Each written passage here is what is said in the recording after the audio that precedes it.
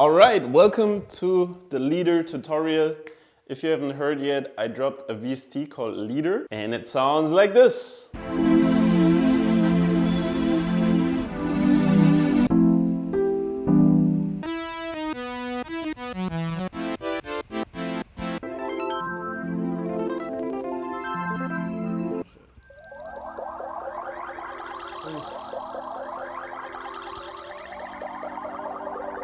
And in this video, I want to walk you through every single thing about Leadr. So this is really an in-depth tutorial so that you can get the best out of the plugin and you're not wondering, oh, how do I do this? What the fuck does this do? What's this button for? I really want to go over everything step by step. There is chapters down below on each part.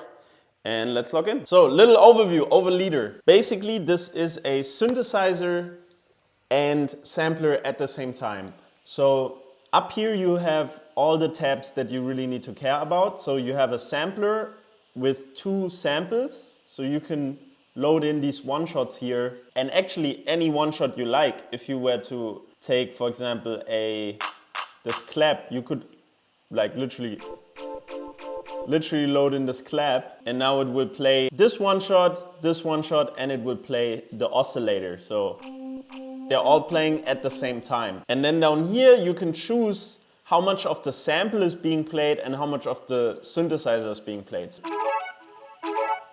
And all the way here it will only play the synthesizer. If I put it in the middle, it plays it both at 50%. And then here you can choose how loud each sample is, like A and B. And then you have an FX panel.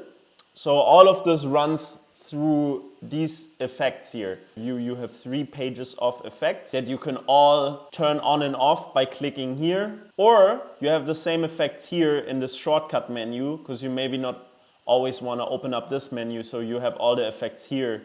So if I want to turn on, for example, the reverb, and I can just click and pull up and it actually increases the reverb. So you have this like short effects menu. Then you have a texture tab, and here is the same idea. You can pull in these texture presets. It will play this texture. And you can choose the envelope here, you can choose the EQ here. You can pitch it up and down. And what's really cool is this follow pitch button.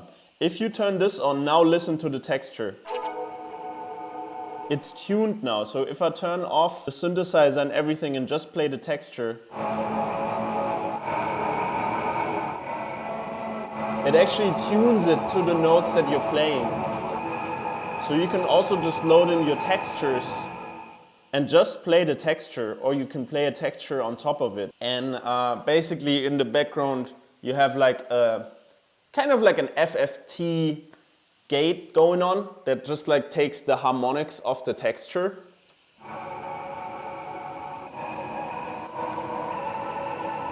Yeah, very botanica, very beautiful. And then you have this chord tab. I will talk about the chord tab in depth later, but for now, just these are the basic foundations of the sound of Leadr. One cool idea I had was like, hey, what if you could like craft presets like in an old video game? Because this is obviously inspired by old 1990s DAWS video games like Doom or Wolfenstein and stuff. And also a little bit of Nintendo in there, just everything that I love.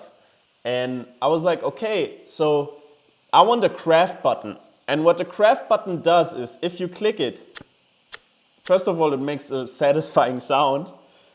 But when you click it, you might have seen the one-shots change. So it will pull one-shots from your one-shot library, and it will take 2 random one-shots and combine them.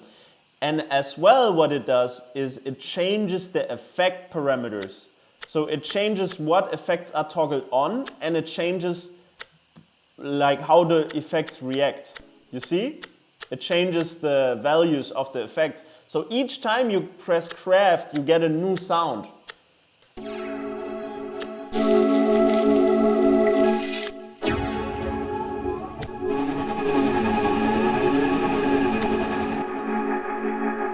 So you have endless opportunities to make sounds effectively.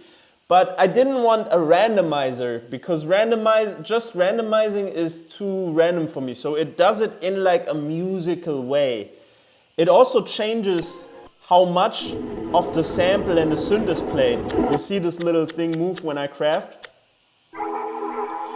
Now there is some things that it doesn't touch. It doesn't touch the vibrato, it doesn't touch the portamento, and it doesn't touch this granular effect because otherwise it would just sound crazy. It also does not touch the envelope. So your envelope here is not touched by this. This allows you to find basic presets and then craft off them to make them sound a little different. So if I pull up a preset, like let's say this one, and I like the overall feel of the preset, I like how long the notes are, I kind of like it, then I can just click and lock the effects and then they won't be affected by crafting. So if I craft now, the effects stay the same and just the one-shots change. You can also lock this here.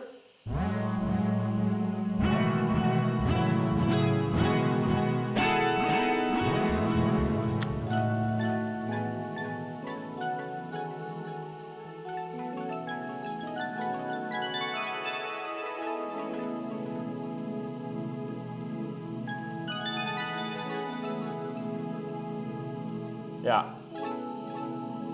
And that way you get beautiful sounds. If you ever like a sound, you can click this quick save button and then you can call this DreamWorks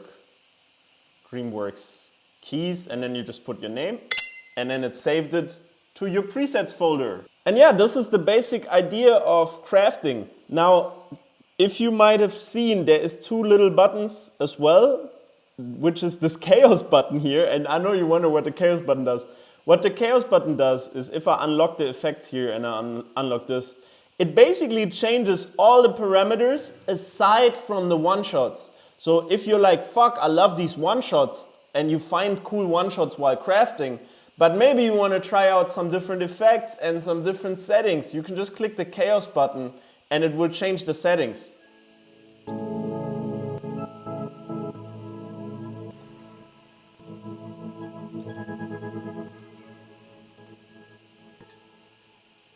But it actually doesn't change the this one down here. So now, for example, I have like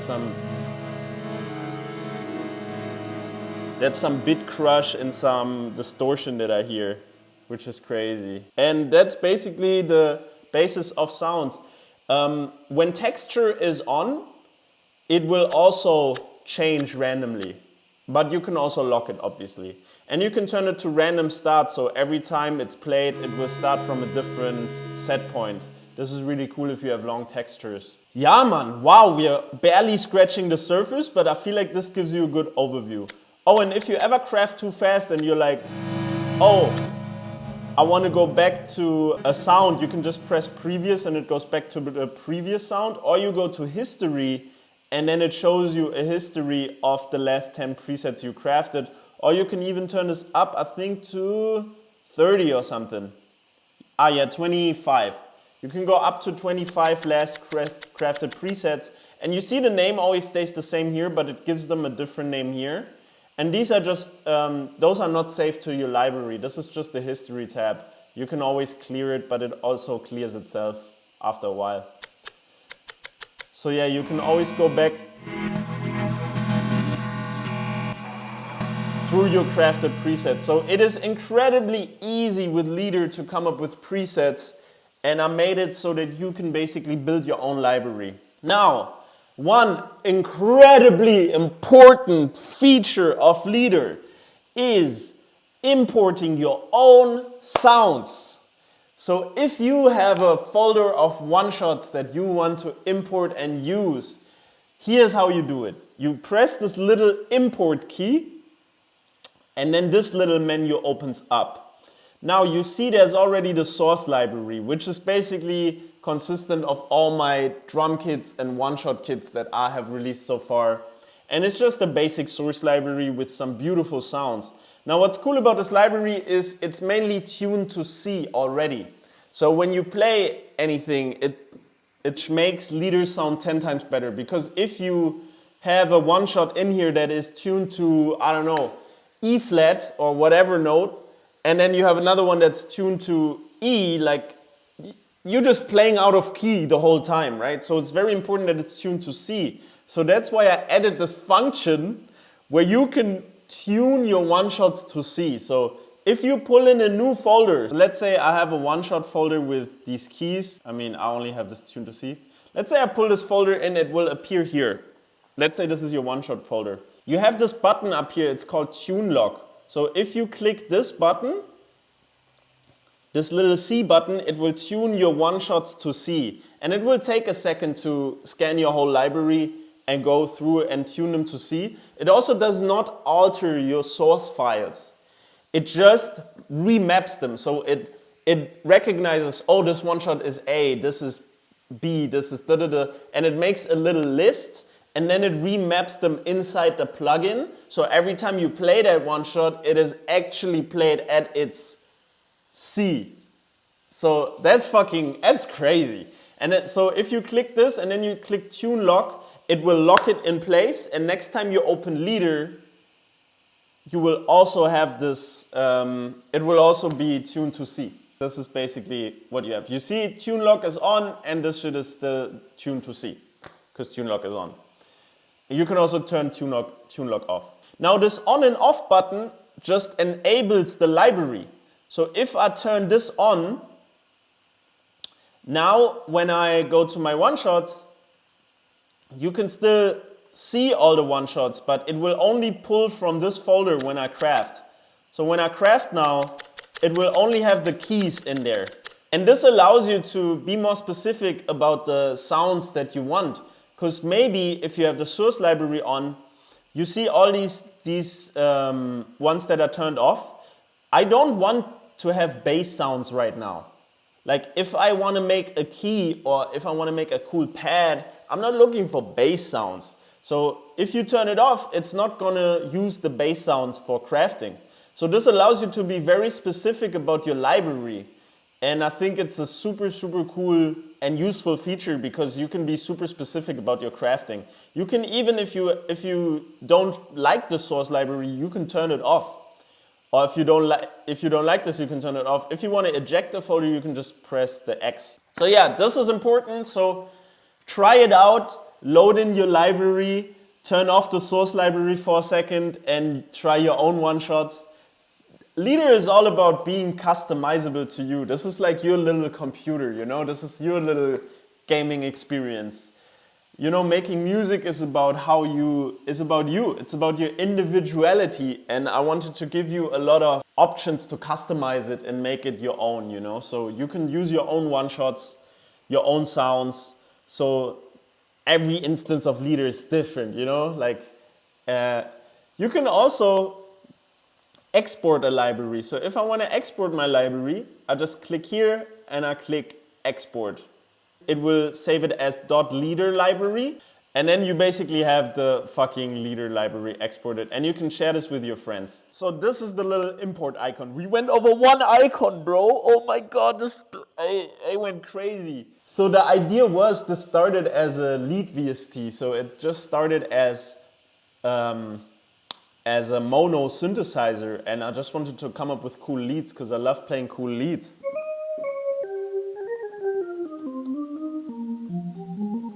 I just love playing lead sounds, you know. But then I added a new mode, and the new mode was poly mode. So if this is off, it's basically a lead VST. And if this is on, it's a poly VST.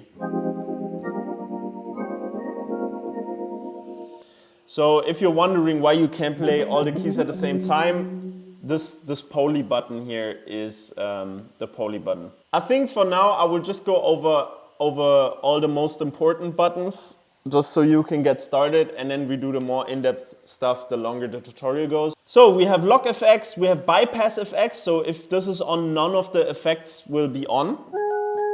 So it's just raw sound. You can turn all on and all off. very simple. Here you can change the oscillator.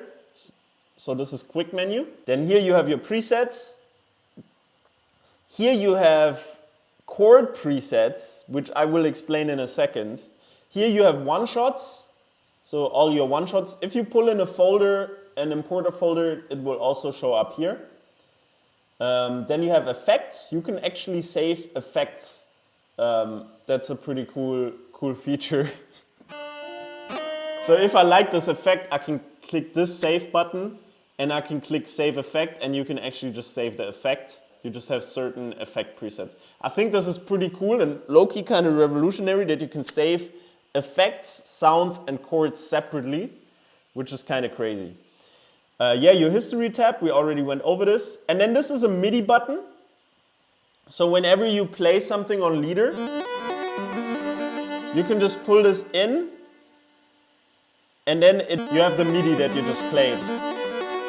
Basically, it records the last 8 bars or 16 bars or 4 bars. You can choose here how much it records the whole time. And this doesn't take much CPU or anything. It just does this in the background. So if you ever had a cool lead, you're just playing around, you're like, oh fuck, that was awesome.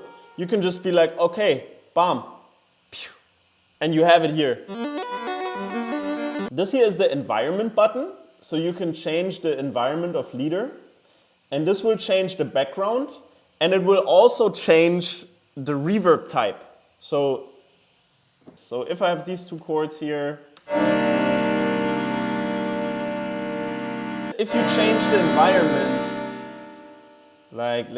it changes the type of reverb. You can hear it's a different reverb. And it also changes the type of tape emulation. So this here is your master panel. And here you have an EQ. You have this tape emulation. This is how much of the tape is emulated. And you have a lead mode. And lead mode just adds like a quiet octave on top and makes it cut through a little more. So it's a little louder and a little brighter on lead mode. And the environment changes the reverb and the tape emulation. Down here you have your filter.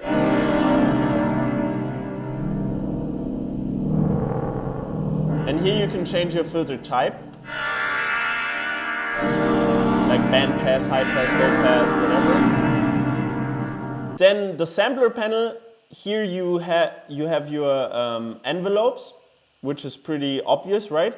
But if you right click, you can actually load up different envelopes and you can save your current envelope. So if you like this shape, for example, you can right click and you can be like, save current as favorite, you give it a name, dope shape, whatever, you click save, and then it will show up here.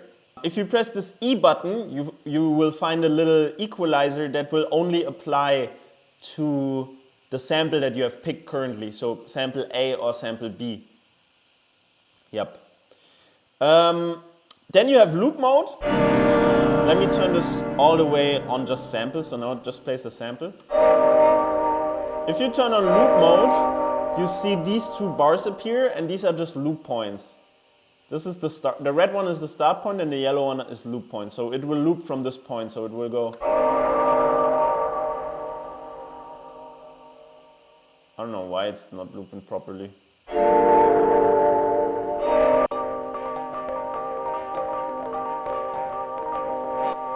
And then you have reverse, obviously. And you have your starting point.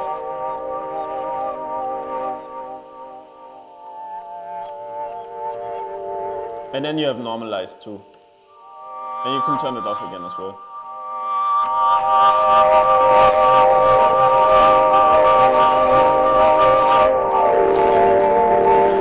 Yeah. And this is your starting point, so you can also put this anywhere you want. And yeah, it applies to both samples right now. Also, this is velocity layer. So velocity layer basically just means it mixes sample A and B differently depending on the velocity. And that just gives it a bit more of a human touch.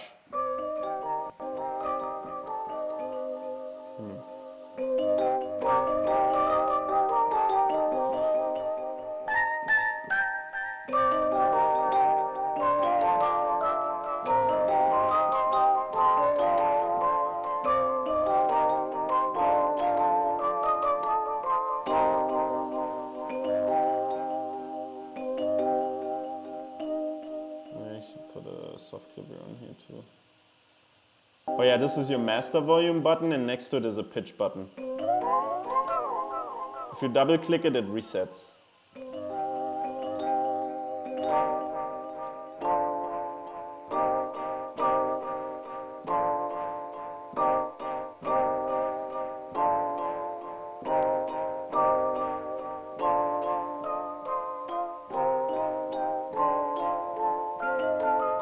I actually like these plugs a lot. Marimba plug piano. Really cool plug, bro. Okay, so this is pretty much a little overview over this menu. Last thing is the help menu. If you ever need help, this will lead you to the tutorial series, which I'm filming right now. You can take the tour again, and there's also a manual where you can like look for stuff. So if you, for example, need help on anything, you can read up on like up on the different features and shit. You can just type in bug and it will tell you where you can like send the bugs email or import. This is the settings tab. You can change the UI size all the way down to 50, which I thought is like pretty small. Or if you want it really big, I'm not gonna make it too big, but this is crazy. Let me put it to 85 for this tutorial, I think is good. You can choose whether it plays a sound when you craft or not. And you can choose how loud the sound is. You know? And you can also pick your own sound if you want like your own sound. And here you just turn it back to the default sound. And then it also has MIDI. Oh, this is a whole other feature, yeah! So next up, let's talk about the keyboard and the articulation and the arpeggiation. So if you see, there's a little keyboard down here. You can obviously play and it lights up. If you ever play like up here and you can't see it, these little buttons change where on the keyboard you are. If I play, for example, this chord and I press this octave key, it goes up an octave. You can go up and down an octave here. The next really big important feature is the chord feature. So if you click this, it will chord lock. So if I now press just one key and I just press the C, it will play a C major, then a D minor, then an E minor, then an F major, then a G dominant, then an A minor, and then a B half diminished. So it basically just plays the chords in the scale. And you can choose which scale, like you can choose C, D, E, F, G, anything you want basically here. And you can still use like the white keys. It will just lock to the next key in the scale. So you can always play with the white keys basically.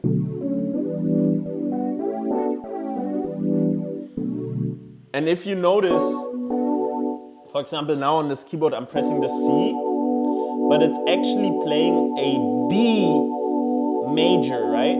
So the root note of the actual chord you're playing is always red, and the note that you're holding down on the keyboard is in green.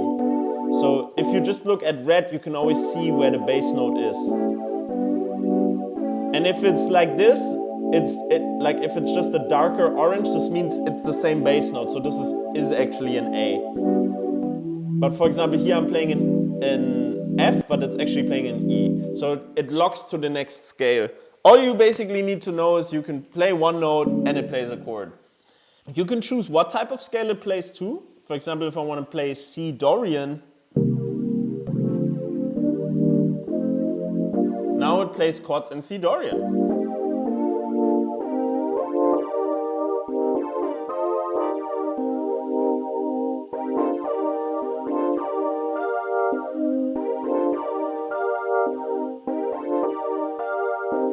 So now we got the C Dorian chords, and you can choose if you want it in 7th chords, 9th chords, or 11th chords, or 13th chords.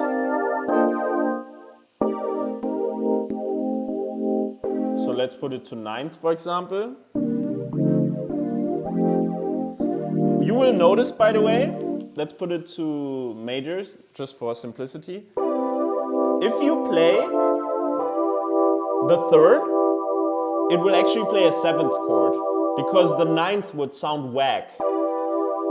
It would not, it's not really in a scale to just play a E minor 9th here. So it actually plays a 7th chord. But it will play 9th on here. Anyway, if you don't know about chords, right now you're like, what the fuck? All you need to know is press key, chord comes, nice sound. And here you can change the voicing of the chord, so 1st to 3rd inversion. Same chord, different voicing. If you press the strum button, it will just strum the chords. If you press it twice, it will strum them stronger.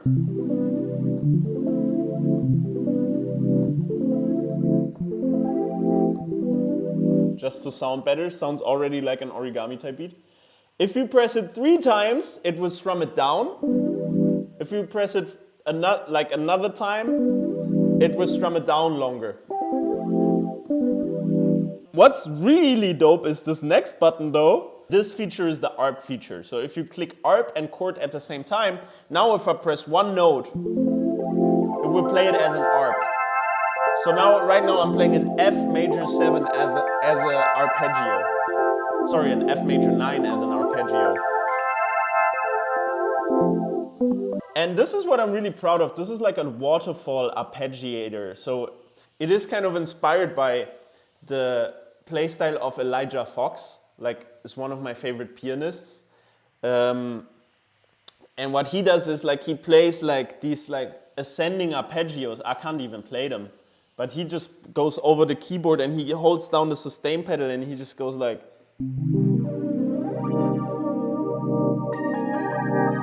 But I can't even do it, but.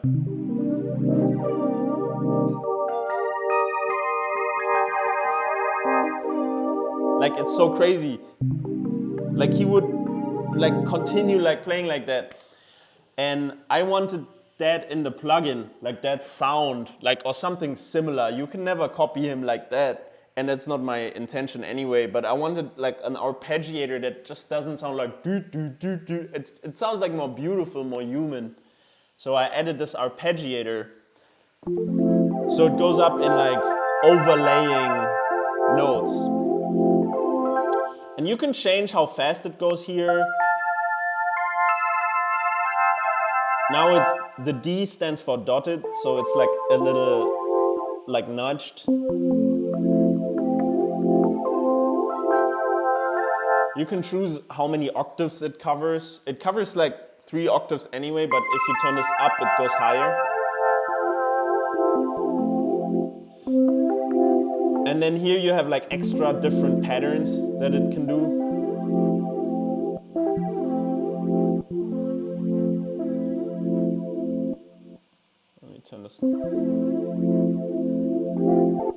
If it's on pattern, it means it's off.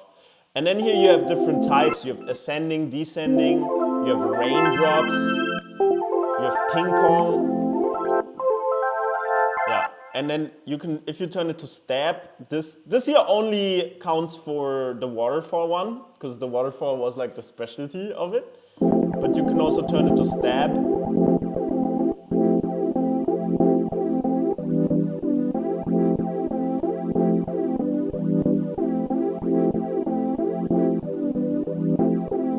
Yeah, so basically you have all that in the plugin, or just the normal up arpeggio.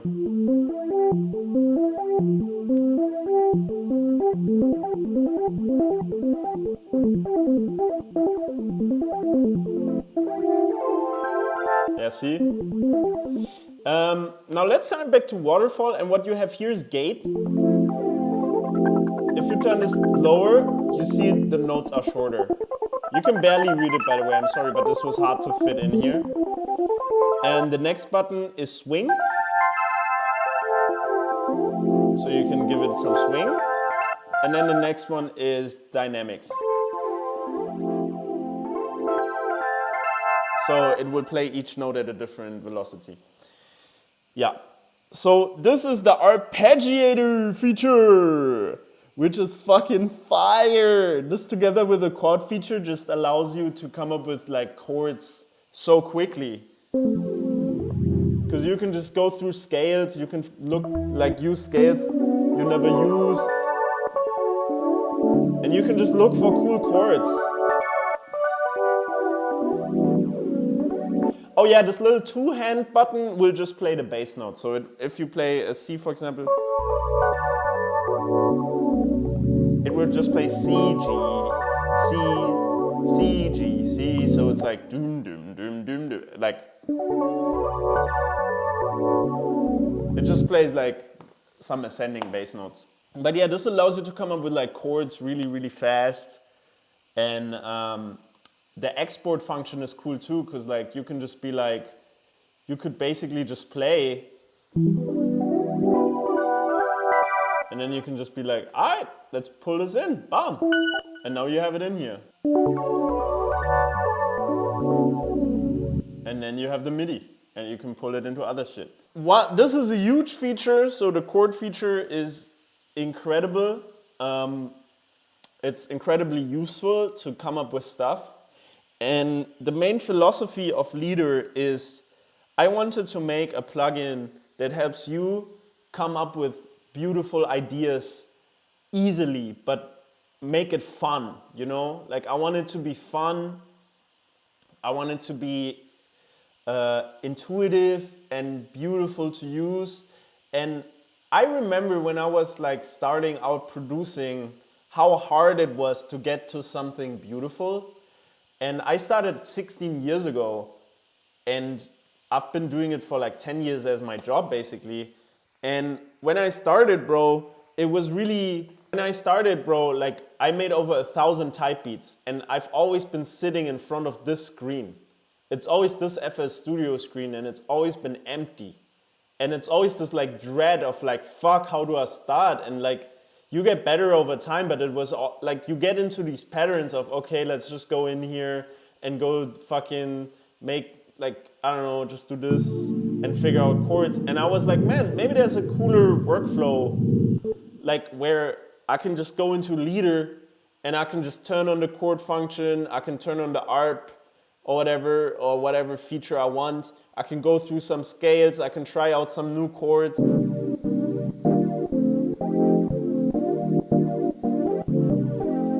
And I can come up with cool shit on the fly, you know, just like instantly going into it. Because I notice when you're making a beat and you go fast and you overwhelm your overthinking mind, you get to a cool result quicker. And I never liked plugins to look like a spaceship in a sense of, it always looked so nerdy and complicated, but not in a fun way. You know, I'm like a fun nerd. I love to like, I used to play World of Warcraft and video games and shit, and they're very nerdy and you can get really into it, but they're also beautiful and aesthetic and fun to use. And that's what I really wanted to do with this plugin. I wanted it to be fun to use, so that you like actually enjoy the process of it more. So that's a bit about the philosophy. Anyway, but one more really, really cool feature is, and this is also why it's called Leadr. It's not only because it's a lead VST, but Leadr basically allows you to control other plugins.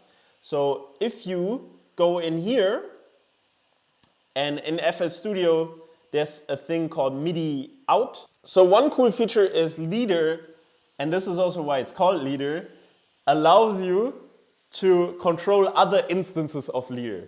So if I go to MIDI and I right-click MIDI and I turn this to send, you basically turn this here into the Leadr.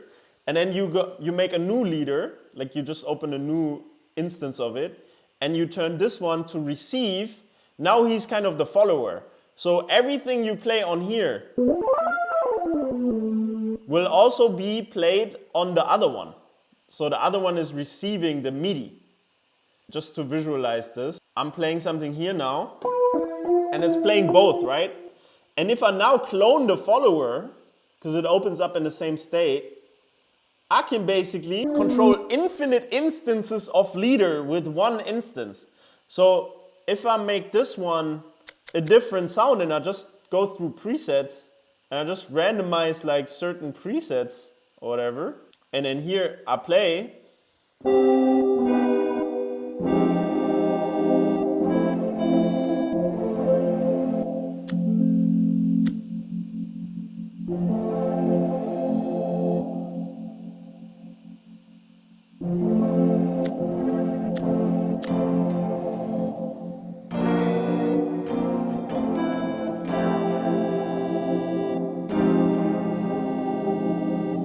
can control them all.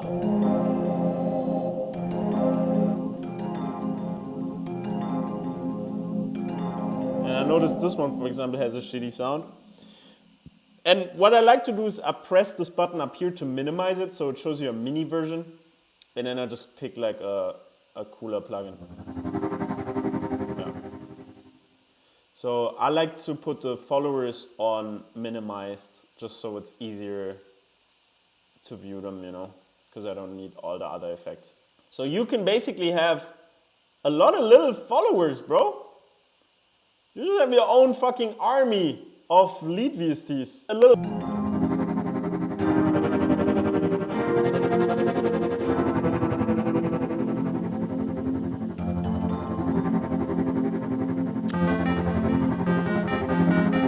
And then what I like to do is turn turn one of them to just lead, so it's in lead mode. But the others are in poly, right? So this one is only playing one at a time, but the others receive the poly ones. So this gives you like the fucking saucy ass sound, bro. Like you get like soundscapes, you know?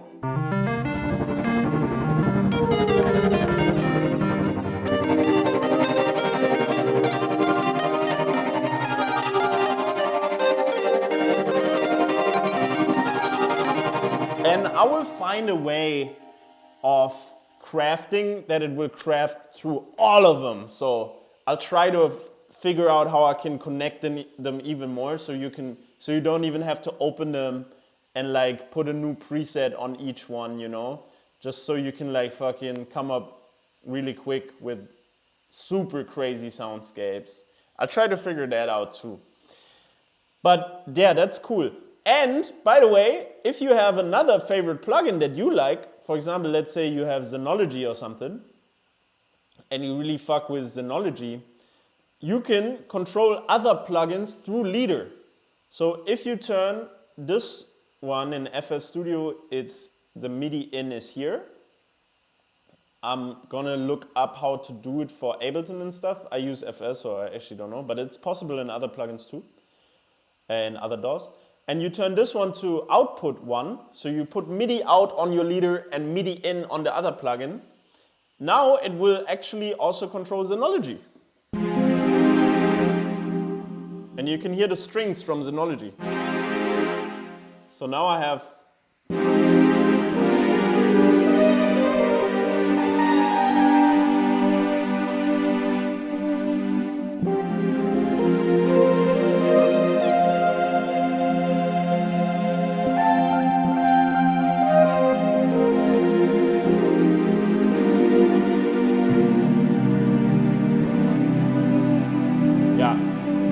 what else am I supposed to say? It's fucking cool. You can make your own stacks.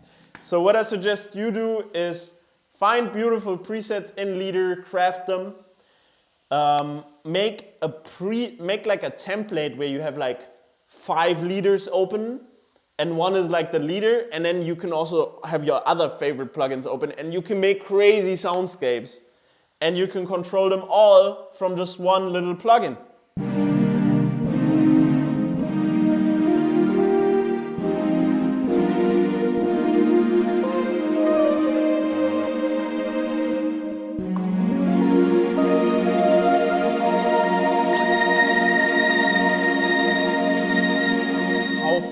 Cool is that?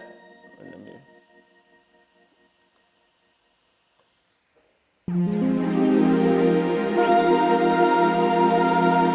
me turn off Zenology actually, just so I have cool previews. Yeah, I really love the fucking strings. I want more strings here. So if I go here, I type in the strings. Long strings though.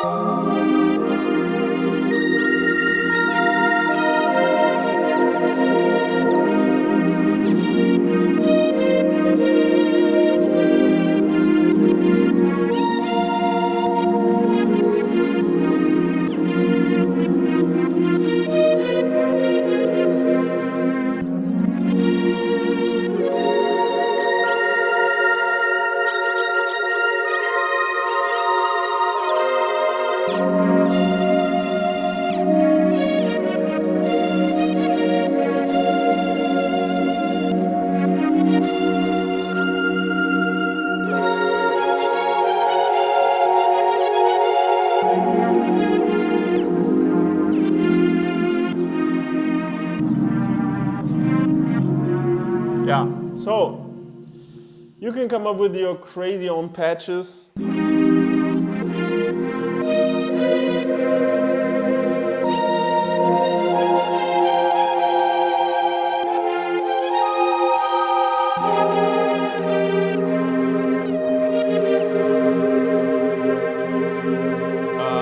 And obviously, if you combine that with the chord lock function, you're just in Zelda territory now.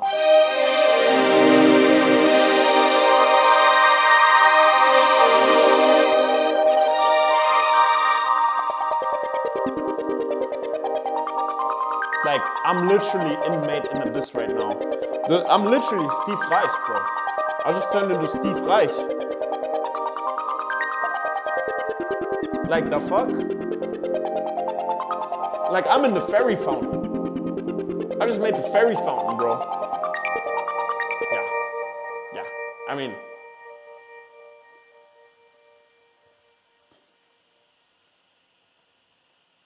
it's a beautiful stack, by the way. I'm gonna save it as preset. I think this is everything for you to get started on Leadr. I'm really happy with how this turned out. On the 7th, there will be the official release. You can already get it now. But I just shot this tutorial and I want like a full-on tutorial series. So I'm gonna make a full tutorial series about this. That's more in-depth, more structured, more simple. But so many people hit me up that they want a plugin and I was like, man, it's kind of ready. It's just the marketing materials and the fucking tutorial was missing. So I was like, you know what? Fuck it, give it out there. Put it out, share it. It's like a song, you know, when it's good, you just drop that shit. You can't hold on to this. Otherwise I keep working on this and this will turn into a new DAW. Otherwise I end up with a DAW, bro. So yeah, link in the description, toughnerds.net/Leadr, and enjoy.